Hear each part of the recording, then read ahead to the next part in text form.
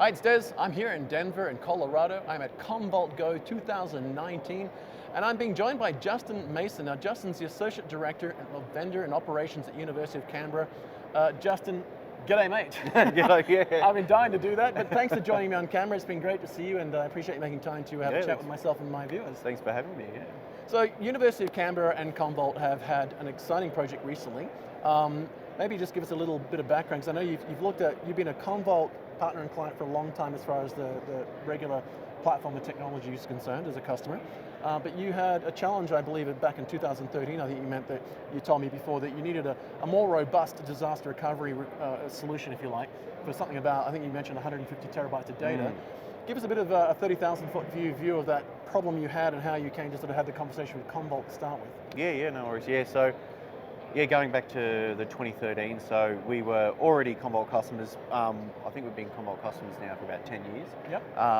But at that point in time, we were really looking for a solution for true off-site disaster recovery backup. So at that point in time, we had all our backups backing up to our data center. We did have some infrastructure in another building on campus where we were replicating a copy for DR, but it wasn't, I guess from a risk mitigation point of view, it wasn't really meeting the true off-site backups. So then what we were trying to do to get around that is we were manually creating a set of our backups on tapes and storing them off-site with a records management company, which once we started down that road, we started to see a few challenges around it. One, because it would take about a week to do a full set of tapes, then we'd have to organise for the records company to come and pick it up. And then if we wanted to get anything back from those tapes, we'd have to request them to bring it back. So because it was a bit of a convoluted process, we're only doing it once a quarter. Now the danger to that was at any point in time, the backups could be up to 3 months out of date. So from a reputational point of view, a bit of a risk for any organisation. So at that point in time, so we'd been doing that for a while, and in 2013 it came up for some of our infrastructure, or the infrastructure we were using for a copy of our backups for DR purposes in another building. It was up for replacement. So, and it was going to be a substantial amount of money because it was to buy more storage. So I started to think there's got to be a better way to do this, a more agile way to do it. And I'd heard of the Commvault integration with cloud providers such as AWS. So I reached out to our Commvault rep. Back then, it was pretty early days with the integration, so I wasn't sure, was it going to work reliably?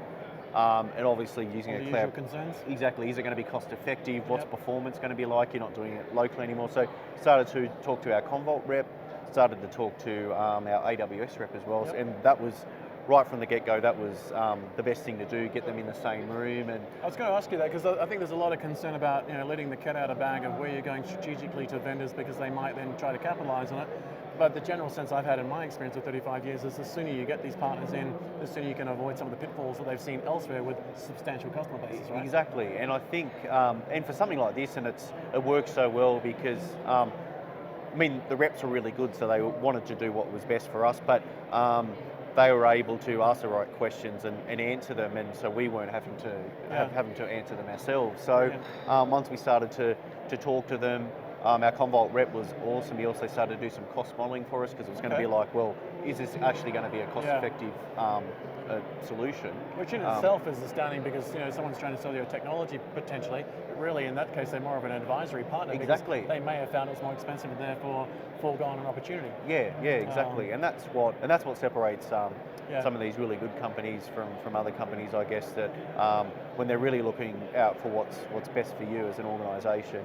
So when we started to put together cost modelling, yes, it was. It started to come out and make sense from a financial point of view. And for me, the cost obviously is one component, but the main thing for us was around the risk mitigation and having something that was automated, and obviously being able to get your data back in a reliable fashion. So. And trust it, because I think that's the other thing that's underpinning it, right? Because you've got a fairly unique user base, and you've got the faculty themselves, the lecturers, the teachers, etc. You've got the students at the other end spectrum, and in the middle you've got researchers. Yes. So you've got these very unique use cases. That it's not just email and Word documents. You've got sometimes really critical research data that's been funded by government grants that you just can't afford to lose. Exactly. And it could be data on the Great Barrier Reef, which we're trying to save. Yeah. So it's not just like someone playing around with chemicals to get better colors. So how did you approach that from the point of view when you reached out to Commvault, and they've got a very tight relationship with AWS and a number of other cloud providers as well, so that was a boon. Walk us through that journey, so that initial reach out and what that journey was like from the moment they came in the door, and as you said, they started to help you build cost models. Walk us through that process from the ideation to reach out to then starting to do some trials, prove the thing actually did what you wanted, demonstrate the use case, and then the transition, sort of taking it to production, if you like, even though it's a production of DR. Yeah. Because that's always the misnomer. It's like a DR solution, but it's a production version of disaster recovery. Yeah, so I mean, from the first reach out when we started to talk to Commvault and AWS, it was only took a couple of weeks to basically work out that this definitely was worth testing. Okay, so that's pretty fast. Yeah, so financially it made sense, and we could see from a technology point of view it would work. The actual AWS data center that we were going to be using was a few hours away from where we were located. We're in Canberra, it's in Sydney. So one, I ticked the box of being a true off-site location, but so a couple of weeks to kind of nut out that this is worth trying, and then we jumped into actually giving it a test run, because one of the main concerns was how's it going to perform. The idea is great, but is it functional? Exactly. So we tested it for probably a couple of months, which for some organisations might be fast or it might be slow, but for us, we just made sure that a couple of months of end-to-end testing, we hit a few bugs with the platform to start off with, but always a great answer there is, well, how does Commvault respond? So we hit a few bugs where we were writing data up to we were using S3 to start with in AWS, and what we were finding when Commvault was pruning the data, it thought it was pruning it and deleting it, but it wasn't. But yet again, Commvault and AWS were great because they could kind of work together to see, well, what's going wrong here, and it only took a couple of weeks for a fix to come out for Commvault to fix that. You're going from sort of like media tape, where it's a physical thing and it's linear, to block level object storage and a whole different file system. Exactly. Did you end up using Glassdoor as well?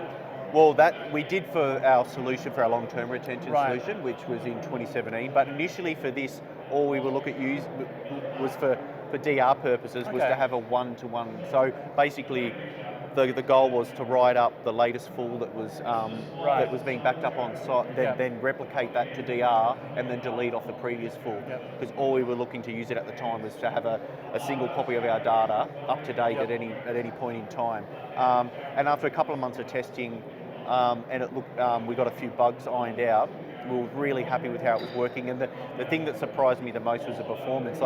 I was hoping the performance was going to be all right, but it blew me away. I think so. Not just on par, but potentially faster. It was faster. I think I think so the numbers I looked at once I went back and did some metrics, it was something like 6 times better performance compared to what we were doing on present. I mean, part of that is we're in Australia, we're on a dedicated network for universities. That the AWS data center in Sydney, ARNet, Australian Academic Research Network. Exactly. Built by a good mate of mine, Jeff Houston. Oh, there you go.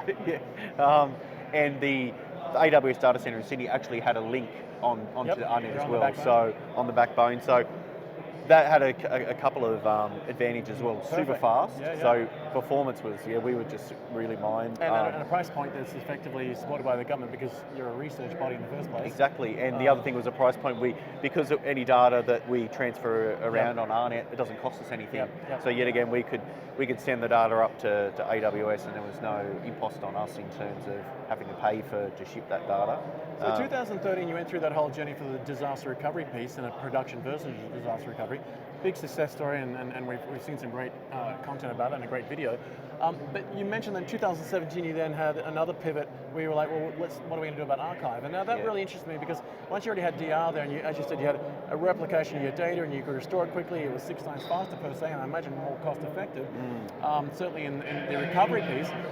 What was the deciding factor that made you decide to go the next level and go, well, let's just go all in for archive?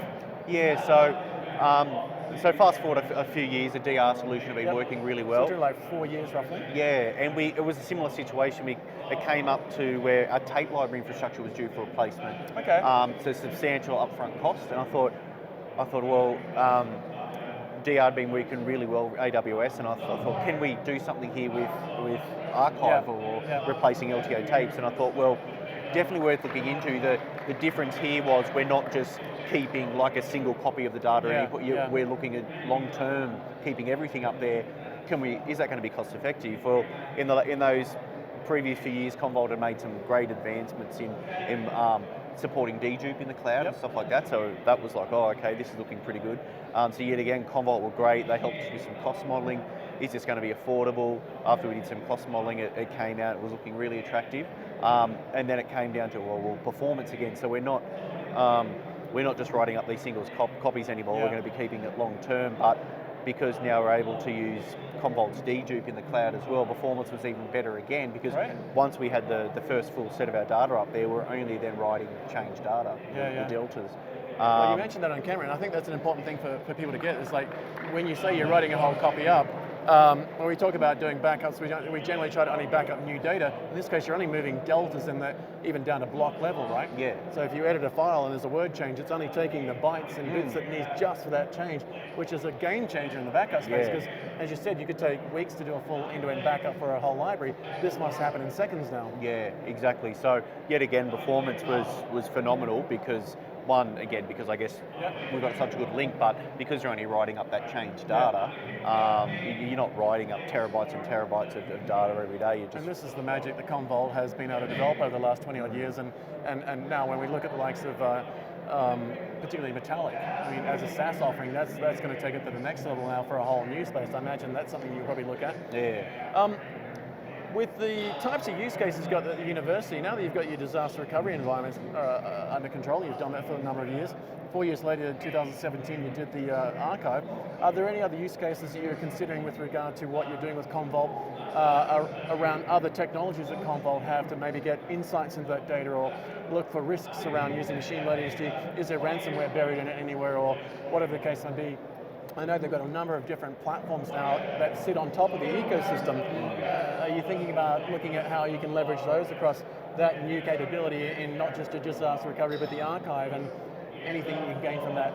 Yeah, so I mean, with universities in Australia, and there's been some pretty big security incidents recently. So universities are pretty toey at the moment, and security is always important, but it's even more important at the moment, especially from a reputational point of view. And that's a global problem, not just unique to universities, and not unique to Australia, but more sensitively, particularly with student data and research data, right? Yeah, so definitely keeping an eye out for the advancements Commvault are making in terms of the security space, being able to analyse your data and look for changes in your data to maybe alert you, or something doesn't look right here, like why all of a sudden there's this backup missing half its data, or why did someone encrypt this file? Exactly. So it was just an encrypted Excel file, or was it a ransomware? Yeah. Because that could have you up all weekend sorting them out. Yeah. So any product that we can use that can help us gain more insight and better protect our data from a security point of view is definitely a big win for us. We're just actually just decided recently, last few months, to go with a hyperscale solution from Commvault as well. So kind of similar to the story about infrastructure coming up for replacement. Right. Our main Commvault infrastructure, our media agents, is coming up for replacement. We'd already are pretty familiar with convergence and stuff like that, because we're big Nutanix customers. Indeed, We've been using Nutanix for a number of years. So once we started to look at hyperscale option and what it could do, it just made sense for us.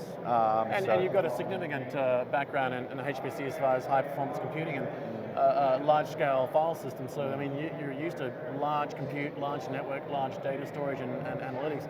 So I imagine now you're looking to sort of try and be less of an IT shop and more of a consumer of technology that helps you go back to being a university in many Exactly, ways. yeah, and especially a major focus for us at the moment is like our a digital strategy and focusing on the experience for students. So we've got a major push for at the moment for focusing on a student's digital journey. So anything that we can, any products that can help us obviously automate or streamline anything to let us focus on other things is obviously a big win. Yeah. Well, I imagine the Hedvig acquisition recently, and certainly as I said before, the announcement of Metallic is going to be an exciting thing to bring to the school as well, because I think that self-service sort of SaaS offering inside what you can do means the students now can essentially select and move. So you remove that need to support and handle them because the platform does it for you. You've just got to provide the service, right? Last quick question, because I know you've got to go. Commvault GO. An amazing experience, the first day of training and certification and so forth, which I'm sure you partook some of. But just on the floor today, there's so much to take in. Yeah. What are some of the key things that you've seen yourself today that surprised you or you're looking forward to?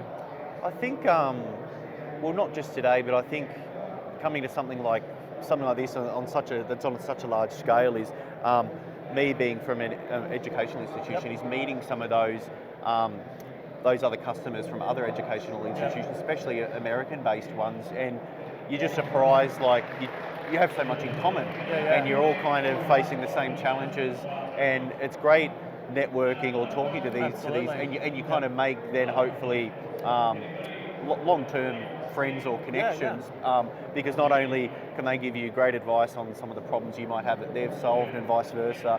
For me, that's what these things are kind of all about. Well, there's a lot to be gained from those birds of a feather moments, isn't there? And like even yesterday evening at the welcome drinks and so forth, I was talking to somebody earlier on camera, and I said I noticed that two competitors introduced each other somewhere not realizing what they're doing, and they looked at each other's badge and went, oh. And for just a split second, they're like, no, I don't want to talk to my competitor. But then they let that go, and they basically became friends in half an hour. I watched them. I was sort of just talking to other people and thought, how's this going to go? And that networking effect that Commvault GO seems to have made happen, quite unique to this event, was competitors became friends and realized they were actually a birds of a feather. Exactly. They might have worked for different companies that sort of competed, but really they were swapping war stories and other things without divulging any secrets, I'm sure. About how they were solving problems and how they're leveraging Commvault. And I relayed that to someone this morning, and they're like, well, that's actually normal for us. We kind of assume that's how our customers work together, that's the ecosystem. And even just talking to Al Bunty a moment ago, the co-founder, he's looking at building an alumni for that very reason. So I imagine you've had some great conversations so far for that networking. What about some of the technologies and the partners that are here? Are there other technologies you think you might consider? I mean, Metallic's a no-brainer, but are there other technologies that we've seen here that you might take back and consider? Yeah, I guess for us, we're always looking at other vendors, especially that might specialise in data analytics and stuff like that. So always keeping an eye on things like that, because like a lot of organisations, I'm sure you get to this stage now, you've got all this data, and you want to find these tools for you to best look at the data to paint a picture of your customers and your users and how to improve the services you offer them, and gain some insights into it and how they've been using, why they're using it, what are they doing with it? Precisely. Can someone else use it? What sort of treatment is there to it? Yeah. No, I think that's brilliant.